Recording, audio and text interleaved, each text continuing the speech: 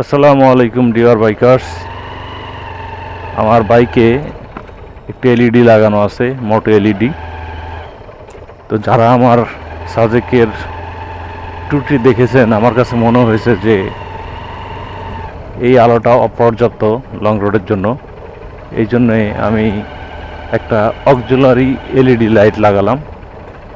তো এটা হচ্ছে আমার আগের যে একটা মোটো এলইডি ছিল, এটা নর্মাল এলইডি, সেটার আলো আপনারা দেখতে পাচ্ছেন। এটার মোটামুটি যে আলো দেয়, এই আলো গ্রামীণ পরিবেশে যথেষ্ট খারাপ না। তবে যেখানে পর্যাপ্ত লাইট থাকে, বিশেষ করে হাইওয়েতে অন্য গাড়ির লাইট থাকে, এবং আমাদের এখন যে ফ্ল্যাগ লাইটগুলো, রাস্তার এই লাইটগুলো সাদা এলইডি বা সিএফএল হয়ে যাওয়াতে যে আমাদের যে হ্যালোজেন লাইট ছিল, এই হ্যালোজেন লাইটের আলো এখন আর পর্যাপ্ত পরিমাণে রাস্তা দেখা যায় না। আর এজন্যই আমার আপকামিং ট্যুরের জন্য আমি একটা অক্সিলারি এলইডি লাইট লাগালাম। তো সেটা দেখব যে লাইট লাগানোর আগে আলোর কি অবস্থা ছিল এবং লাগানোর পরে এটার কি অবস্থা।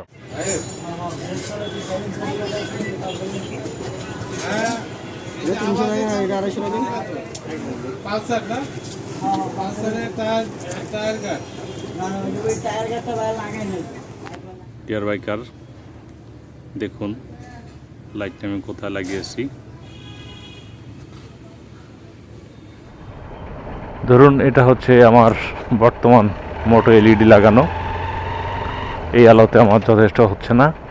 এখন আমি কেন E4 বা N37-এর মতো হাই লুমেনের লাইট লাগালাম না, সেটার কারণ কি এবং কেন আমি এই অক্সিলারি লাইটটা লাগালাম, সেই সম্পর্কে আপনাদের একটু ধারণা দেব। কারণ আপনারা জানেন যে বাইকের যে ব্যাটারি থাকে, ব্যাটারিটা খুবই ছোট, গাড়ির মতো অত বড় ব্যাটারি না। আর এটা ভোল্ট হচ্ছে 12 ভোল্ট। তো 12 ভোল্ট ব্যাটারি হওয়াতে আপনার একটা ট্রাকের ব্যাটারি 12 ভোল্ট, একটা মোটরসাইকেলের ব্যাটারি 12 ভোল্ট।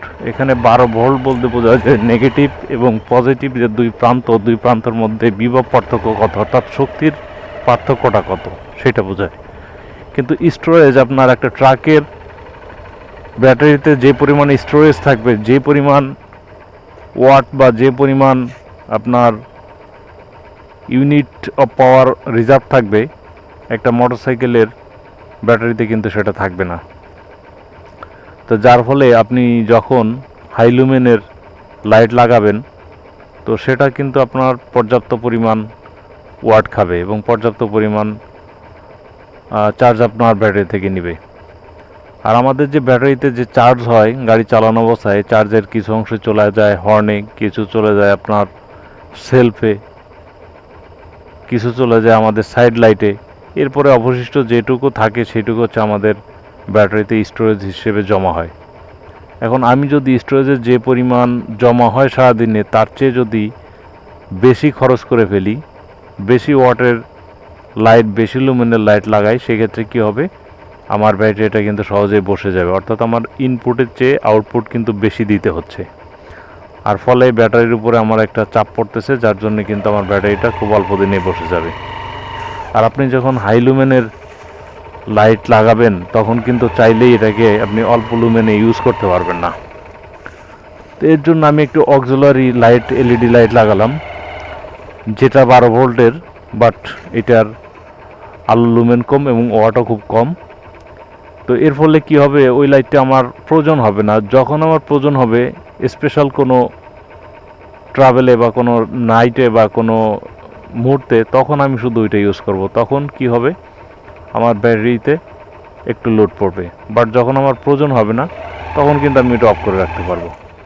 দেখুন বন্ধুরা, এখানে যদিও সাইডে আলো আছে, অতটা বোঝা যাচ্ছে না, তারপরে আমি এই যে আমার অক্সিলারি লাইটটা লাগালাম। এখন দেখেন আমার আলোটা কিন্তু অনেক বেড়ে গেল। অর্থাৎ এখন যে আলোটা হয়েছে সেটা E4 বা N37 ইকুইভ্যালেন্ট বা আরও হাই লুমেনের যে লাইট আছে, অত পর্যায়ে না গেলেও মোটামুটিভাবে রাস্তায় চলার জন্য যথেষ্ট। আর কেন অক্সিলারি লাইট লাগাবেন সে ব্যাপারে আমি আপনাদেরকে ব্যাখ্যা বললাম। আশা করি আপনাদের বুঝতে সমস্যা হবে না। তারপরে যদি আপনাদের কোনো কিছু জিজ্ঞাসা থাকে আমাকে কমেন্টস করতে পারেন, আমি অবশ্যই কমেন্টসে আপনাদেরকে জানানোর চেষ্টা করব ইনশাল্লাহ।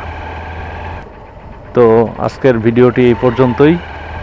বাইকার্স ভাইরা সবাই ভালো থাকবেন, সুস্থ থাকবেন। আল্লাহ হাফেজ।